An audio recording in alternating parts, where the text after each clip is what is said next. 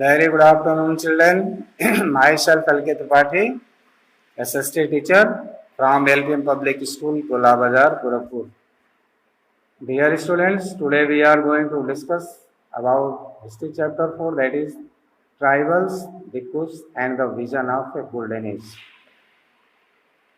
This is important chapter for you to know the exact condition of the tribal people living in India in previous time and what type of life they led and what type of difficulties they faced in their life. You can say after establishment of British power, tribal people face a lot of problem as many restrictions were imposed over them by the British. They brought forest laws, which was very much horrible for them. It was very much troublesome for them. They could not get anything from the forest since then. So, through discussion, we shall come to know exactly about the condition of the tribal people. In 1895, a man named Bisha was seen roaming the forests and villages of Chotanagpur in Jharkhand. No doubt Birsa Munda was a very brave tribal person who gathered his community against the British and fought very aggressively against the British power. He was the person of Chotanagpur, that is in Jharkhand. People said he had miraculous powers. He could cure all diseases and multiply grain. Means he had divine power, it is said. He was purely Vaishnavite, extremely believed in God and goddesses. He was pure vegetarian. Also, he taught his community not to take or not to eat non-veg and be Vaishnavite, faith in God, thus pray the God, worship the God. He has miraculous powers, no doubt about that. Any kind of disease he could cure from his hand and his own power. Also, he could multiply grains. Birsa himself declared that God had appointed him to save his people from trouble, free them from the slavery of Bhikkhus. Bhikkhus means outsiders. Soon thousands began following Birsa, believing that he was Bhagwan and had come to solve all their problems. In very short time, people started believing over Birsa.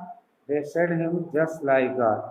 He also taught the people that the God has sent him to save the people from the Bhikkhus means outsiders. जो लोग भी बाहर से आते हैं उनसे बचाने के लिए ईश्वर ने ही हमको यहाँ पर भेजा है।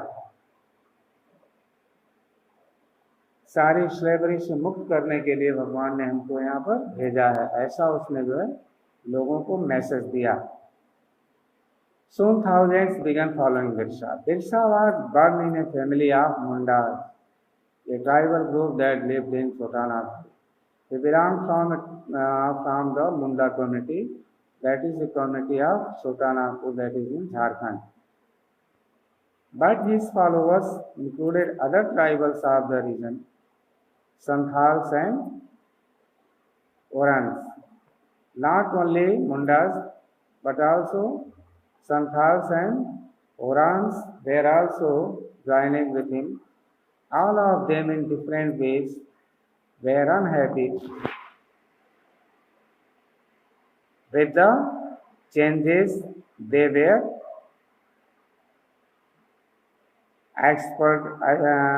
experiencing and the problems they were facing under British rule.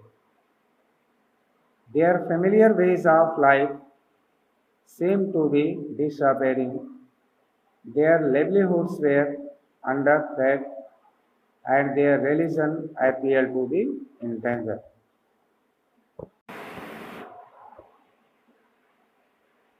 What problems did Birsha set out to resolve? Who were the outsiders being referred to as Bhikkhus? किस तरह के प्रॉब्लम को सेट आउट किया बिरसा ने रिजॉल्व करने के लिए? कौन से आउटसाइडर थे जिनको भिक्षुक कहता था, और how did they enslave the people of the region, और कैसे इस रीजन में जो है लोगों को उन लोगों ने गुलाम बनाया हुआ था. What was happening to the tribal people under the British? British के शासन में ट्राइबल्स के साथ और किस तरह की घटनाएं होती थी? How did their life change? These are some of the questions you will read about in this chapter. All such types of questions are there which you will read in this chapter ahead. You have read about tribal societies last year. Most tribes had customs and rituals that were very different from those laid down by Brahmins. These societies also did not have the sharp social divisions that were characteristic of caste societies. All those who belonged to the same tribe thought of themselves as sharing common ties of kinship. However, this did not mean that there were no social and economic differences within tribes. How did tribal groups live? Tribal groups कैसे रहता था? By the 19th century, tribal people in different parts of India were involved in a variety of activities. Some were dhoom cultivators. Some of them practiced dhoom cultivation, that is shifting cultivation. This was done on small patches of land, mostly in forest. The cultivators cut the tree tops to allow sunlight to reach the ground and burn the vegetation on the land to clear it for cultivation. They spread the ash from the firing, which contained potash, to fertile the soil. They used the axe to cut trees and the hoe to scratch the soil in order to prepare it for cultivation. They broadcast the seeds, that is, scatter the seeds on the field instead of plowing the land and sowing the seeds. Once the crop was ready and harvested, they moved to another field.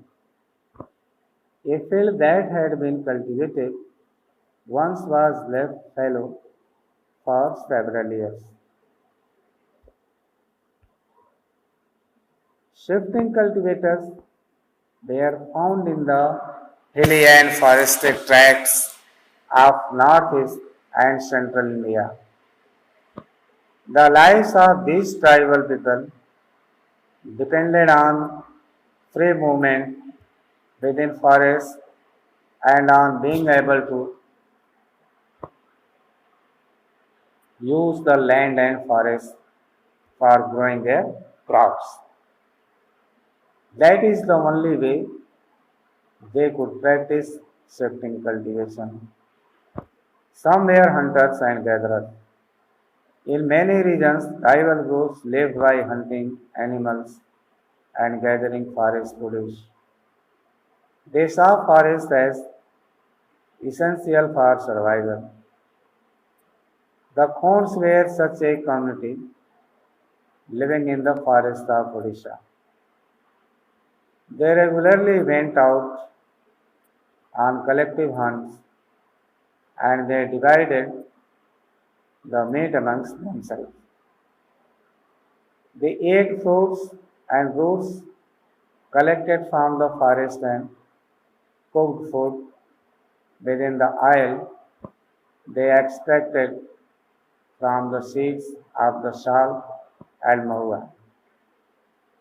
They used many forest shrubs and herbs for medicinal purposes and sold forest produce in the local markets.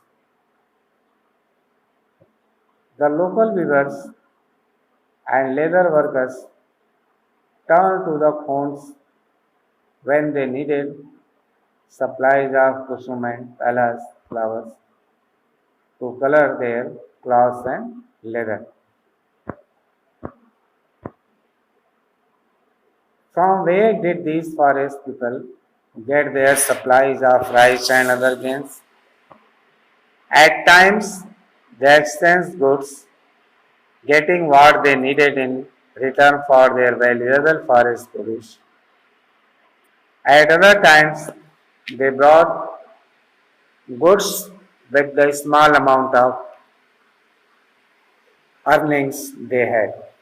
Some of them did odd jobs in the villages, carrying loads or building roads, while others labored in the fields of peasants and farmers. When supplies of forest produce shrank, tribal people had to increasingly wander around in search of work as laborers. But many of them, like the Begas of central India, were reluctant to do work for others. The Begas saw themselves as people of the forest who could only live on the produce of the forest. It was below the dignity of a Baiga to become a laborer. Tribal groups often needed to buy and sell in order to be able to get the goods that were not produced within the locality. This led to their dependence on traders and moneylenders. Traders came around with things for sale and sold the goods at high prices. Moneylenders gave loans with which the tribals met their cash needs, adding to what they earned, but the interest charged on the loans was usually very high. So, for the tribals, market and commerce often meant debt and poverty. They therefore came to see the moneylenders and traders as evil outsiders and the cause of their misery. Some herded animals. कौन थे ये लोग? Many tribal groups lived by herding and rearing animals. They were pastoralists who moved with their herds of cattle or sheep according to the seasons. When the grass in one place was exhausted, they moved to another area. The one Gujars of the Punjab hills and the Lambadis of Andhra Pradesh were cattle herders. The Gadis of Kullu were shepherd and the Bakarwals of Kashmir reared goats. You will read more about them in your history book next year. Some took to settled cultivation. कुछ लोग settled cultivation में अपने आप को engage किए. कौन थे? Even before the 19th century, many from within the tribal groups had begun settling down and cultivating their fields in one place year after year. Instead of moving from place to place. They began to use the plow and gradually got rights over the land they lived on. In many cases, like the Mundas of Sultanapur, the land belonged to the clan as a whole. All members of the clan were regarded as descendants of the original settlers who had first cleared the land. Therefore, all of them had rights on the land. Very often, some people within the clan acquired more power than others. Some became chiefs and others followers. Powerful men often rented out their land instead of cultivating it themselves. British officials saw settled tribal groups like the Gonds and Santhals as more civilized than hunter gatherers or shifting cultivators. Those who lived in the forest were considered to be wild and savage. They needed to be settled and civilized. How did colonial rule affect tribal lives? The lives of tribal groups changed during British rule. Let us see what these changes were. This we shall discuss in the coming time. Till then, goodbye and good luck.